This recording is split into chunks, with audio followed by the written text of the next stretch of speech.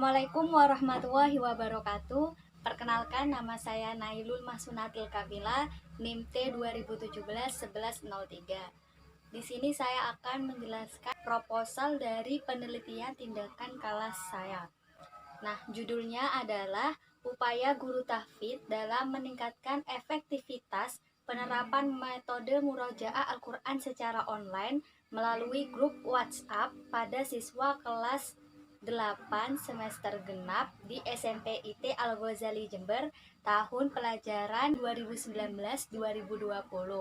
Di slide yang pertama ada latar belakang, rumusan masalah, kajian teori, metode penelitian, hasil penelitian, dan kesimpulan. Kita pertama ke latar belakang. Nah, latar belakangnya adalah pembelajaran online saat ini adalah satu-satunya cara untuk terus komitmen pada program tahfidz di SMP IT Al-Ghazali Jember. Melihat keadaan sekarang, yaitu di tengah pandemi COVID-19 ini, alhasil semua siswa-siswi boarding dipulangkan ke rumah dan sekolah diliburkan. Murojaah dan halakoh pun tetap dilakukan meski dengan cara online, yaitu melalui grup WhatsApp. Jadi di SMP IT Al-Ghazali ini terdapat program tahfidz. Nah, karena sekarang ini adanya wabah pandemi COVID-19, maka program ini dilanjutkan di rumah masing-masing melalui grup WhatsApp. Selanjutnya, setelah latar belakang ada rumusan masalah. Nah, di rumusan masalah itu ada bagaimana upaya guru tahfidz dalam meningkatkan efektivitas penerapan metode murojaah Al-Quran secara online melalui grup WhatsApp pada siswa kelas 8 semester genap di SMP IT Al-Ghazali Jember tahun pelajaran genap 2019-2020. Karena kan program ini program inti dari SMP IT Al-Ghazali. Jadi bagaimana cara upaya guru atau usaha guru untuk murid-muridnya itu tetap murojaah Al-Qur'annya, tetap menghafal Al-Qur'annya. Maka dari itu saya mengangkat rumusan masalah ini. Selanjutnya ada kajian teori. Ada 4 kajian teori yang saya ambil. Yang pertama adalah pembelajaran mata pelajaran Al-Quran di SMP. Yang kedua adalah peran guru tahfidz. Yang ketiga adalah konsep efektivitas. Yang keempat adalah penerapan metode murojaah Al-Quran secara online melalui grup WhatsApp. Kajian teori yang pertama adalah pembelajaran mata pelajaran Al-Quran di SMP. Nah, mata pelajaran Al-Quran di SMP ini termasuk pada Al-Quran dan hadis. Mata pelajaran Al-Quran hadis ini termasuk pada rumpun mata pelajaran pendidikan agama Islam. Jadi yang mana tujuan dan fungsinya ini tidak jauh dari mata pelajaran pendidikan agama Islam. Selanjutnya, belajar Al-Quran dengan cara menghafal dan memurojaah adalah hal yang baik yang berkaitan dengan materi pelajaran Al-Quran hadis yang diberikan oleh guru atau orang tua berupa pendidikan agama di lingkungan sekolah dan keluarga serta masyarakat. Jadi di dalam program ini tidak hanya menghafal ataupun memurojaah. Jadi gurunya juga mengecek tajwid-tajwid di dalam murojaahnya.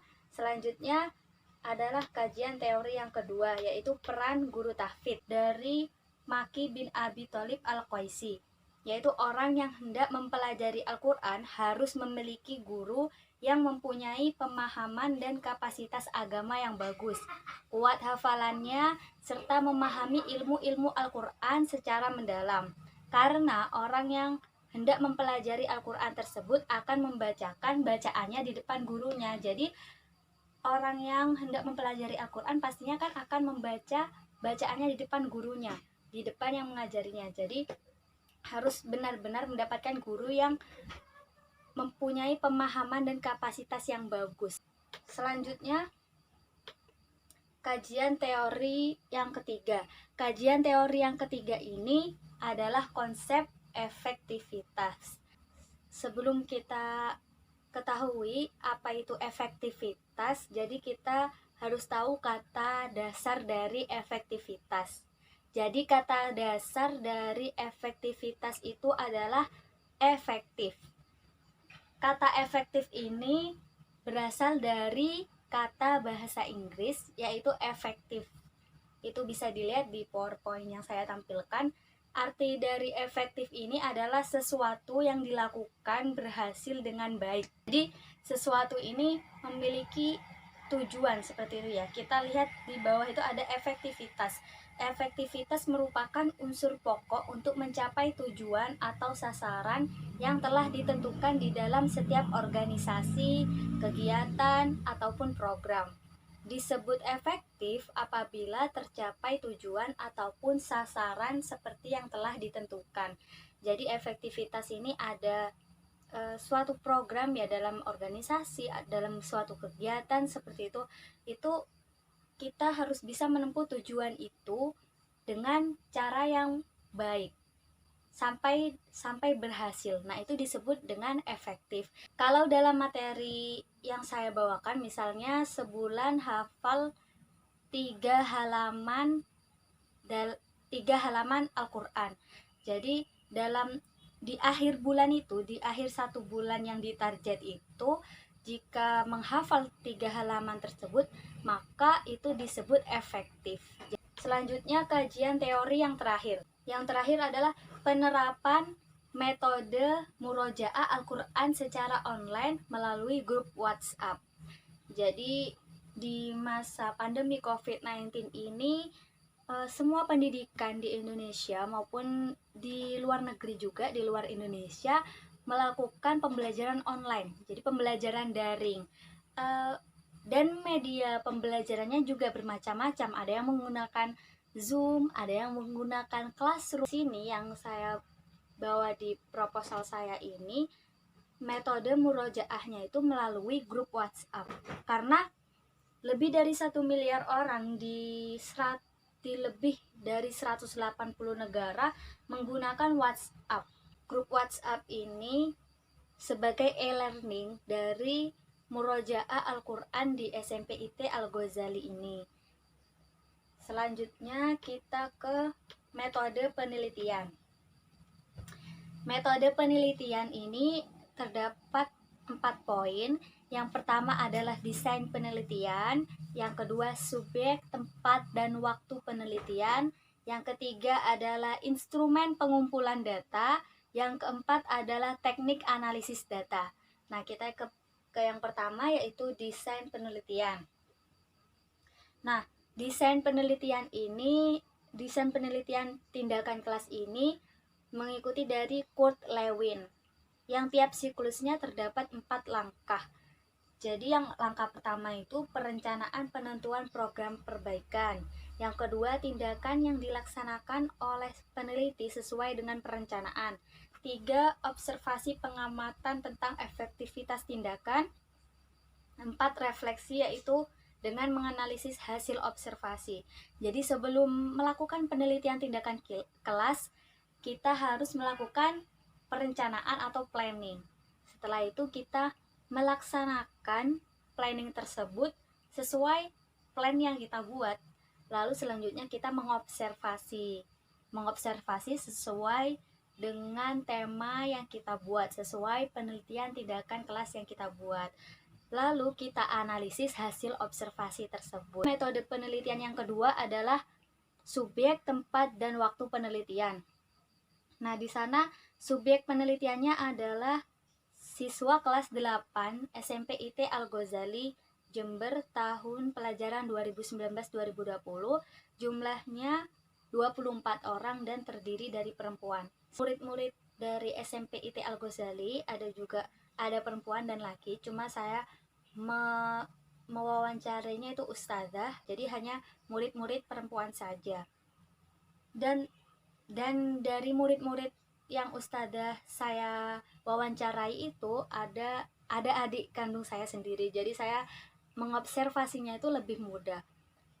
Dari 24 orang ini sebenarnya banyak ustazah, jadi 24 orang ini bukan satu ustadzah saja. Yang saya wawancarai adalah ustadzah. Nah, jika ustadzah yang saya wawancarai, otomatis yang dibimbing adalah murid-murid atau siswi-siswi perempuan seperti itu. Jadi jumlahnya adalah 24 orang. 24 orang ini masih dibagi beberapa ustadzah. Yang saya wawancarai waktu itu adalah Ustadzah Wiwi. Jadi Ustadzah Wiwi di situ membimbing 9 anak. Tempat penelitiannya dilaksanakan di kelas 8 SMP IT Al-Ghazali Jember. Nah, karena sekarang pandemi COVID-19, jadi saya hanya meneliti hanya lewat WhatsApp bersama chat pribadi bersama Ustadzah Wiwi, juga melihat sekilas grup dari adik saya. Jadi adik saya itu juga salah satu bimbingan dari Ustadzah Wiwi. Terus selanjutnya waktu penelitiannya adalah pada semester genap tahun pelajaran 2019-2020 pada bulan April. Jadi pada bulan April kemarin saya sudah melaksanakan wawancara dengan Ustadzah Wiwi, juga melihat lembaran mutabaahnya, juga tahu grup WhatsApp-nya, dan juga sudah membuat proposal yang bisa kalian lihat saat ini. Saya juga sudah rangkum dalam bentuk PowerPoint. Selanjutnya yang ketiga dari metode penelitian adalah instrumen pengumpulan data. Yang pertama ada bentuk instrumen interview. Jadi suatu bentuk dialog antara pewawancara dengan narasumber. Ini sudah saya lakukan seperti yang saya tadi jelaskan. Saya wawancaranya melalui WhatsApp, melalui chat pribadi. Selanjutnya bentuk instrumen observasi. Jadi langsung pengamatan langsung. Pengamatan langsung ini saya lihat langsung dari grup WhatsApp adik saya.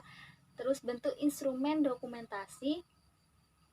Bentuk instrumen dokumentasi ini akan saya bahas nanti di tabel-tabel efektivitas. Metode penelitian yang selanjutnya adalah teknik analisis data. Nah, teknik analisis data ini ada dua. Yang pertama analisis deskriptif observasi. Yang pertama ini adalah untuk mengetahui aktivitas siswa selama pembelajaran berlangsung. Sedangkan yang kedua adalah analisis deskriptif keefektifan. Kesesuaian antara orang yang melakukan tugas dengan sasaran yang dituju. Jadi intinya kalau deskriptif observasi, kita melihat mengetahui aktivitas siswa di kelas ataupun kalau sekarang ini di grup WhatsApp. Jadi aktivitasnya seperti apa? Apakah lancar murojaahnya? Deskriptif keefektifan. Nah, analisis deskriptif keefektifan ini kita lihat dari deadline-nya. Jadi sehari harus murojaah berapa halaman. Sehari itu harus menambah hafalan berapa halaman. Yang terakhir adalah hasil penelitian. Nah, di situ kita bisa lihat hasil penelitiannya ada 2 siklus. Siklus yang pertama di sini perencanaan sesuai yang saya bilang. Sebelum melakukan perencanaan, saya melakukan interview dulu ke ustadzah untuk membuat proposal. Selanjutnya pelaksanaan tindakan siklus 1. Tabel keefektifan murojaah Al-Qur'an yang pertama, di sana jika gagal itu persentasinya adalah 30% sampai 39%. Jika kurang efektif, presentasinya adalah 40% sampai 55%. Jika cukup efektif, presentasinya adalah 56% sampai 65%. Jika efektif 66% sampai 79%, dan jika sangat efektif 80% sampai 100%. Yang di siklus pertama ini efektifnya hanya 5 anak dan cukup efektifnya hanya 4 anak. Dari refleksi yang kita lihat, refleksinya ini adalah kelebihannya memang walaupun libur tetap komitmen dengan murojaah Al-Qur'an. Sedangkan kelemahannya adalah ustadzah ini sulit mengontrol muridnya secara langsung karena memang ini murojaahnya secara online. Jadi memang harus ada bantuan dari orang tua masing-masing. Faktor yang menyebabkan kenapa tidak efektif, faktornya adalah orang tuanya kurang mengontrol anaknya. Jadi jika orang tua selalu mengontrol anaknya, jadi misalnya ditarget juga di rumahnya lalu menyetor ke ustadzanya juga tepat waktu, mungkin bisa efektif. Siklus kedua semuanya masuk dalam kategori efektif. Adanya peningkatan ini karena ada motivasi dari guru atau ustadzanya. Jadi ustadzanya melakukan chat pribadi. Kalau biasanya ustadzanya hanya melakukan dari grup WhatsApp saja mengingatkannya, akhirnya ustadzanya lebih memotivasi banyak, lebih mengandalkan chat pribadi biar mereka para peserta didik atau murid-murid yang memurojaah atau menambah hafalannya dapat mengecek langsung pemberitahuan dari ustadzah lewat WhatsApp. Hasilnya memang meningkat karena motivasi dari ustadzah tersebut. Kalau saya pribadi, memang kalau ada orang yang menarget kita, biasanya kita akan selalu tepat waktu dengan deadline yang dibuat. Sedangkan jika tidak ada deadline atau apapun, kita malah santai-santai. Kesimpulannya adalah dari hasil kegiatan murojaah Al-Quran melalui via WhatsApp dengan dibimbing ustadzahnya yang telah dilakukan selama 2 siklus, dan berdasarkan seluruh pembahasan serta analisis yang telah dilakukan, dapat disimpulkan bahwa upaya guru tahfidz dalam meningkatkan efektivitas penerapan metode murojaah Al-Quran secara online melalui grup WhatsApp pada siswa kelas 8 semester genap di SMP IT Al-Ghazali Jember tahun pelajaran 2019-2020 ini dapat efektif meskipun melalui via WhatsApp. Hal ini dapat dilihat dari siklus 1, dari 9 siswa yang efektif dalam murojaahnya hanya sebanyak 5 siswa, dan yang cukup efektif sebanyak 4 siswa. Sedangkan pada siklus 2, siswa yang efektif dalam murojaahnya keseluruhan. Jadi setelah diadakan siklus 2, hasil keefektifan murojaah Al-Qur'annya meningkat walaupun tidak 100%. Karena kalau 100% itu menurut saya saat pembelajaran offline. Mungkin itu saja dari saya. Terima kasih telah menonton video ini sampai akhir. Semoga bermanfaat. Saya mohon maaf bila ada salah kata. Wassalamualaikum warahmatullahi wabarakatuh.